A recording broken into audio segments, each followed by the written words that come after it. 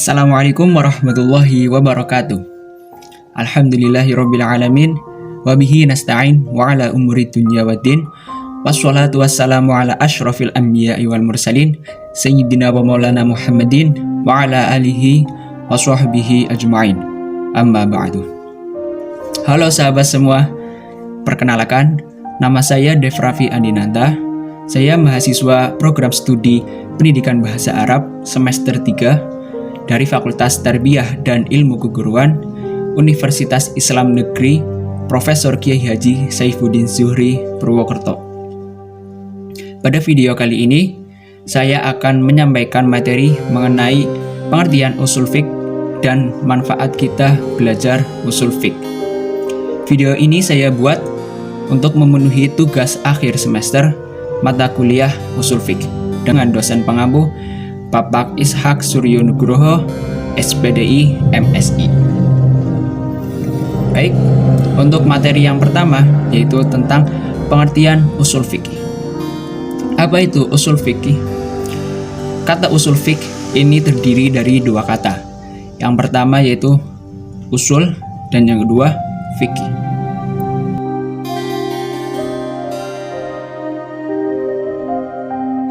Kata usul ini dilihat dari aspek bahasa berasal dari bahasa Arab yang merupakan bentuk jamak dari kata aslun yang mengandung arti mabuniya alaihi ghairuhu, yang artinya sesuatu yang dijadikan sandaran oleh sesuatu yang lain. Seperti kalimat dalam bahasa Arab yaitu aslus syajarati yang artinya sandaran pohon. Nah, aslu di sini berarti yang memiliki arti akar. Kemudian contoh lain aslul baiti yang artinya sandaran rumah. Kata aslu di sini memiliki arti yaitu pondasi. Ya, kita telah mengetahui pengertian usul secara bahasa. Kemudian kita akan melanjutkan mengenai pengertian usul secara terminologi. Secara terminologi, kata usul ini mempunyai 5 pengertian. Yang pertama, asal yang berarti kaidah yang bersifat menyeluruh. Misalnya, kebolehan memakan bangkai bagi orang yang dalam keadaan darurat atau terpaksa. Hal ini tidak menyalahi hukum asal, yaitu kaidah kuliah yang berbunyi kullu maitatin haramun, yang artinya semua bangkai itu hukumnya haram. Yang kedua yaitu asal berarti yang lebih kuat atau roji. Misalnya ungkapan al-aslu fil kalamil haqiqatu, yang artinya asal yang lebih kuat dari sesuatu ungkapan adalah maknanya lebih kuat atau maknanya sebenarnya atau hakiki, bukan makna simbolik. Contohnya yaitu kata wajhun. Wajhun artinya yaitu wajah dan yadun artinya itu tangan. Di sini menggunakan arti yang sesungguhnya, bukan simbolik atau yang lainnya. Seperti itu. Yang ketiga yaitu asal berarti hukum asal atau istishab. Misalnya, ada kaidah yang berkaitan dengan istishab. Al-aslu baqa'u makana ala makana, yang artinya hukum asal atau istishab ialah tetapnya apa yang telah ada atas sesuatu yang telah ada. Misalnya, ada orang yang sudah berwudu, kemudian dia ragu apakah wudunya ini sudah batal atau belum. Maka kejadian seperti ini dikembalikan kepada hukum asal, yaitu dihukumi masih sah atau belum batal wudunya. Kemudian pengertian asal atau al-aslu yang keempat yaitu asal berarti maqis alih, yang dijadikan ukuran dalam bab qiyas. Contohnya itu berlakunya hukum riba bagi beras dan gandum.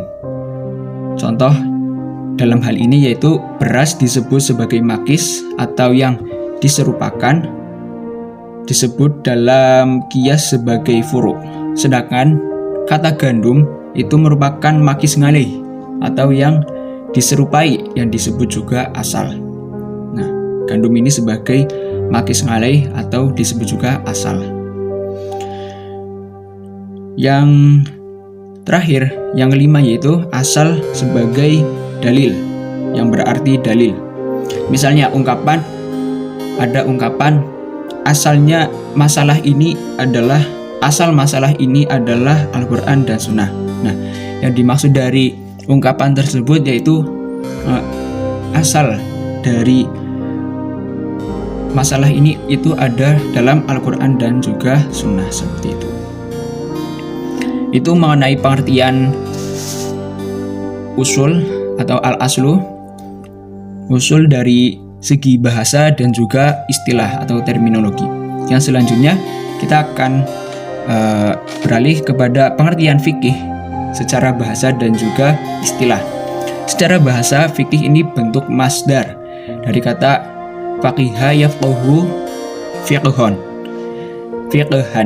atau ada juga di buku lain disebutkan di buku Ilmu Usul Fiqh 1 karya Dr. Muhammad Nur Harisuddin, itu disebutkan bahwasanya faqaha yufaqihu fiqhan, yang artinya itu pemahaman. Nah,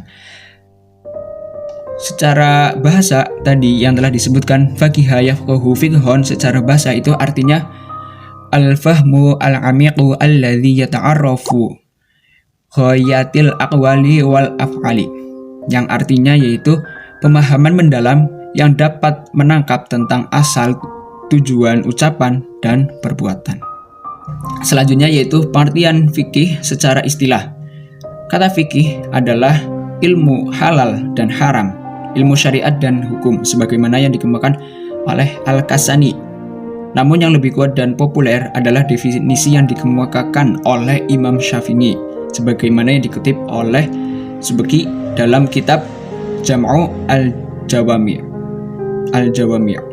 yang berbunyi al-ilmu bil ahkami syar'iyyatil amaliyati min adillatiha at-tafsiliyah, yang artinya ilmu yang membahas tentang hukum syara' yang berhubungan dengan amali atau perbuatan yang diperoleh melalui dalil-dalil secara terperinci. Itu merupakan pengertian fikih dari Imam Syafi'i.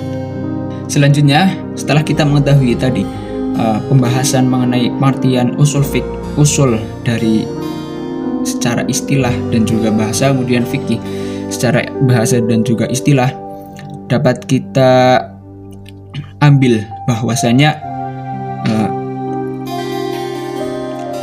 definisi usul fikih ini juga dikelompokkan menjadi dua.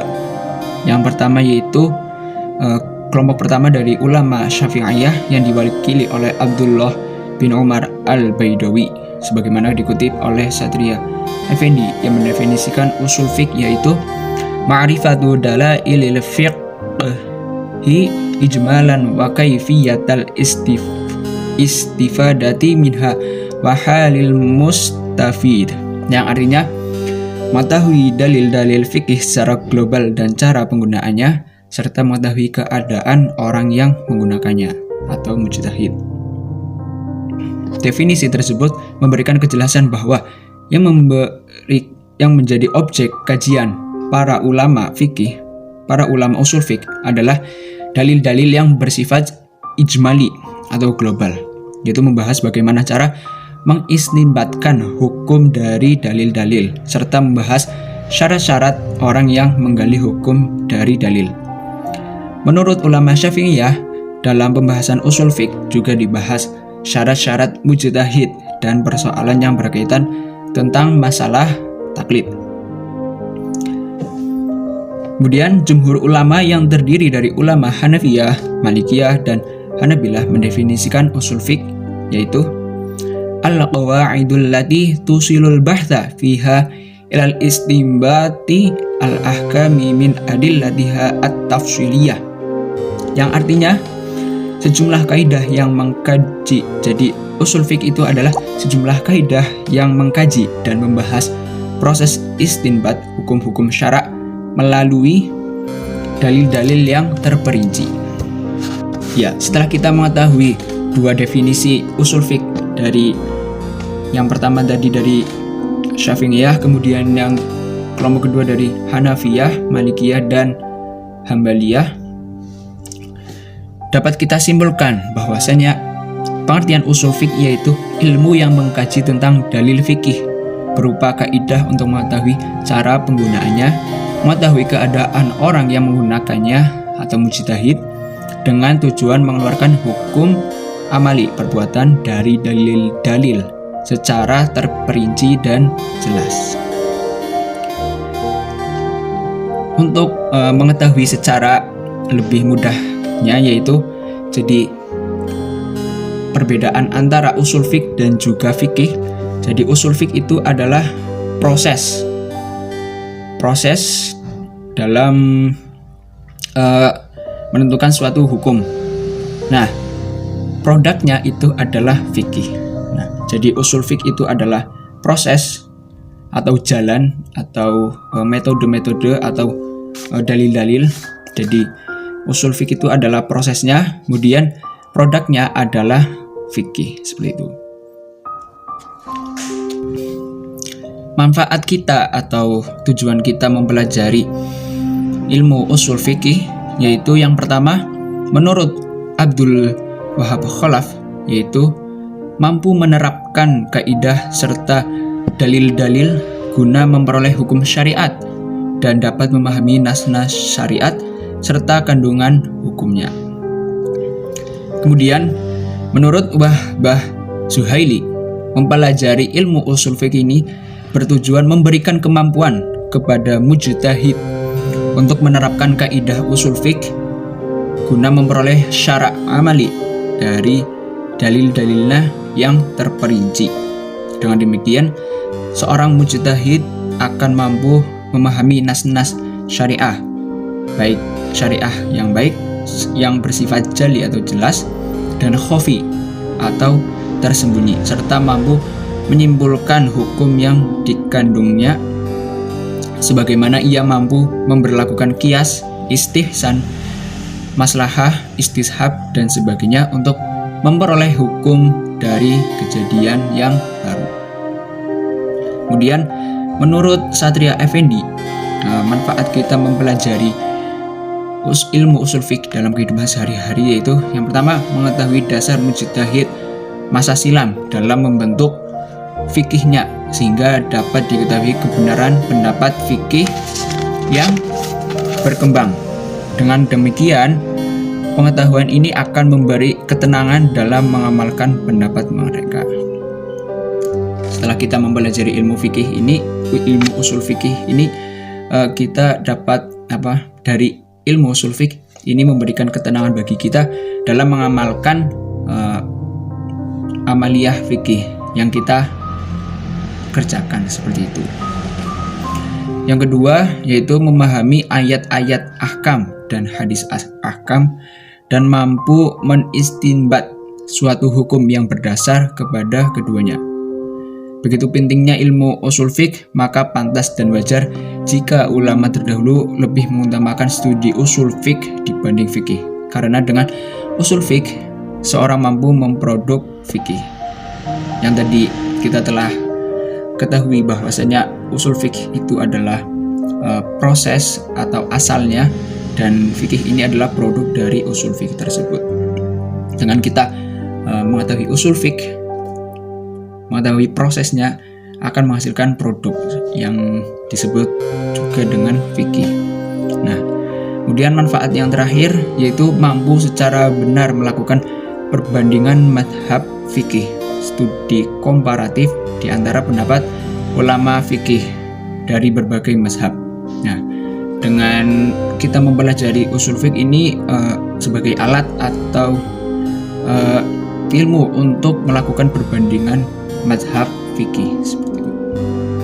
Nah, tujuan-tujuan mempelajari usul fikih hasil rumusan para ulama usul di atas pada klimaksnya bermuara kepada suatu tujuan tertinggi, yaitu memelihara agama Islam dari penyimpangan dan penyalahgunaan dalil-dalil syara, sehingga terhindar dari kecerobohan yang menyesatkan.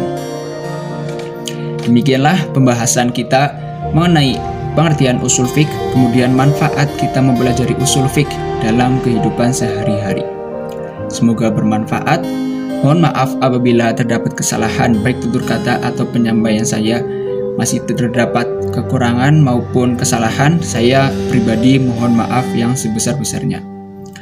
Wallahul muwaffiq ila aqwamit thoriq. Wassalamualaikum warahmatullahi wabarakatuh.